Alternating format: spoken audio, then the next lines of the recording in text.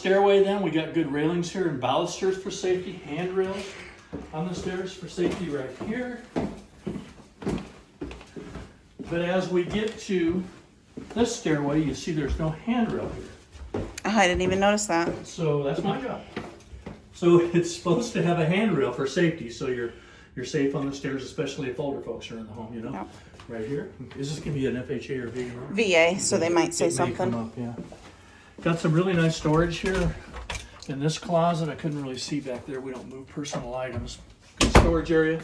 Nice rec room here. The windows are good. You have a wood burning fireplace here, so I don't do an internal chimney inspection, but I did check to make sure the damper opens and closes properly and made sure there's a spark arrestor and rain cap on the top of the chimney. Always good with that.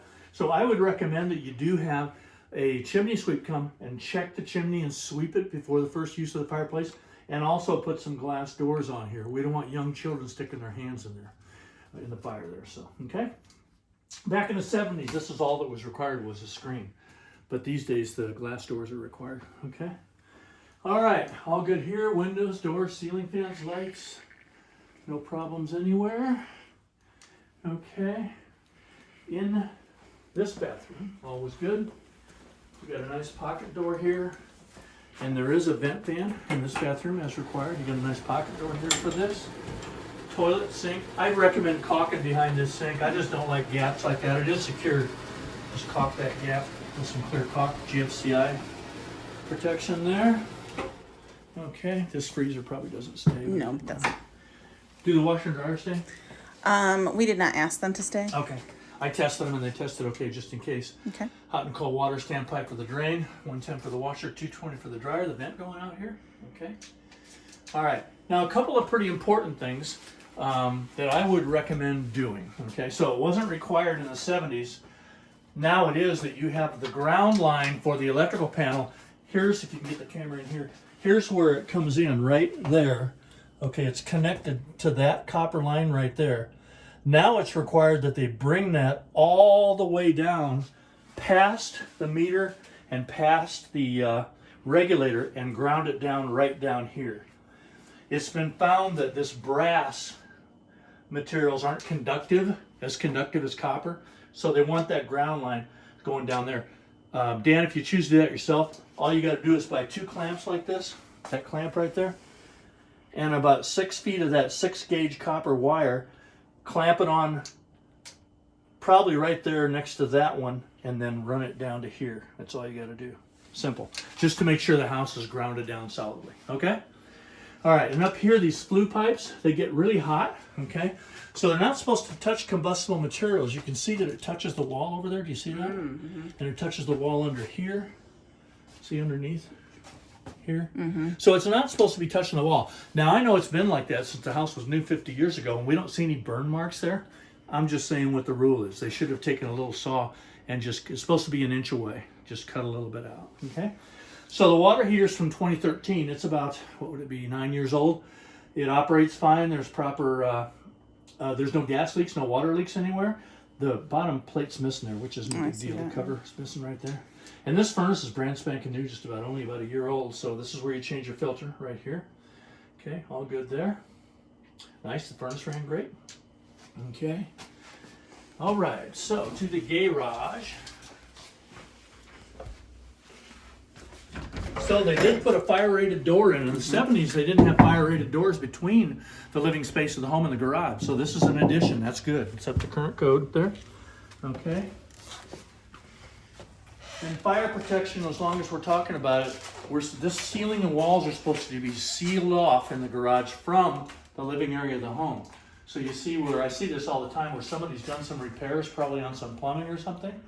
But you can't leave this open. This has to be replaced with gypsum. Some people will use plywood or something. You cannot do that. You have to use gypsum, drywall, 5/8 drywall.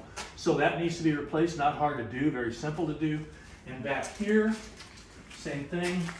All this needs to be replaced. The reason is, there's 2 reasons for it. Number one, it maintains the fire rating. There's a 30-minute fire rating. If a fire started in the garage, you'd have 30 minutes before it would get into the house. But right now, with this open, it doesn't have that fire rating. Number two, if somebody would be operating a vehicle in the garage, carbon monoxide could possibly come into the living area of the home, so we don't want that either, okay? All right, over here is your electrical panel. It's important to know where this is. You want to keep this readily accessible so you can get to it in case of an emergency. You shouldn't have stuff in front of it like this. But here again, we got a ceiling that's open here. We need to close that. Okay, I got inside there to check to make sure all the correct gauge wires are used for the amp breakers to which they're attached. Everything was good in there, no double tapping. Okay, all good. It is a 50-year-old panel though. It's kind of an older technology. They call it a split bus panel. There is not a main principle to shut it off. But the top 5 breakers, if you shut off 1, 2, 3, 4, 5, it shuts everything off. This one here shuts off all these down here. So it's legal if it has less than 6 throws, they call it. It's legal to have a split bus panel still, which you have 5 throws, okay?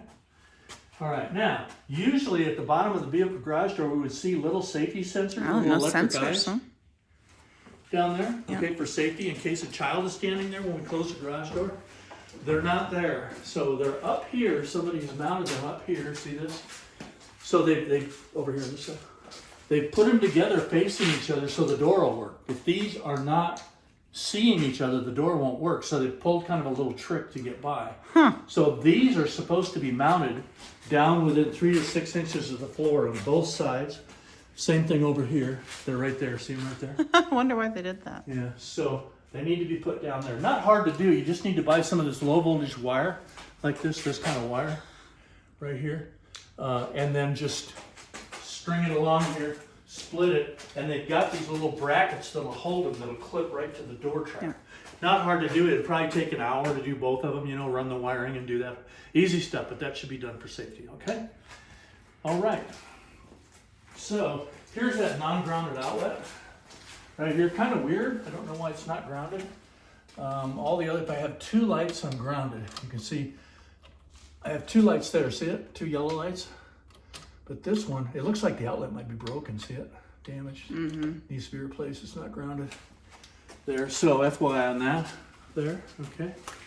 So a lot of good news. A few things. You guys are smart to get a home. This house is way ahead of the curve with regard to most homes I see that are this age. You're lucky you're getting a good home. You get a lot of new components, but you're still smart to get a home inspection. It's smart to do just to make sure. We found a few things that for safety should be taken care of. Make sure I don't have anything else here. GFC underground doorbell. The doorbell's not working. That people don't use them these days anyway. Corrugated material, flush handle, yeah, I mean, that's about it. Outside, I walked around the house 3 times, so I'm looking at the grading and drainage to make sure it runs away from the house. It's pretty good out there. We just always want to keep it built up so the water runs away from the house. The downspouts are extended. Siding looks good. The trim looks good. All that. Brand new deck in the back, just about. Brand new front porch out there. The top step to the front porch is about 1 inch higher than it should be. It happens all the time when they build on. So the average step is supposed to be 7 3/4 inches. That's about 8 3/4, 9. So FYI, just be careful when you're coming up the steps that you don't trip on it. And then the bottom step to the deck has the same thing. The bottom step's about 1 inch higher than it should be. When it's only 1 inch, it isn't too noticeable. If it gets more than that, 2 or 3 inches, it's really a safety hazard and a tripping hazard. So you'll see those things in the report. But I would say congratulations and thanks to you. Call with questions, text. I'll have this report finished and to you by first thing in the morning. You'll see it by 5 a.m. My time. But yeah, call with questions, text or email, okay? Have a great day. Welcome to Omaha.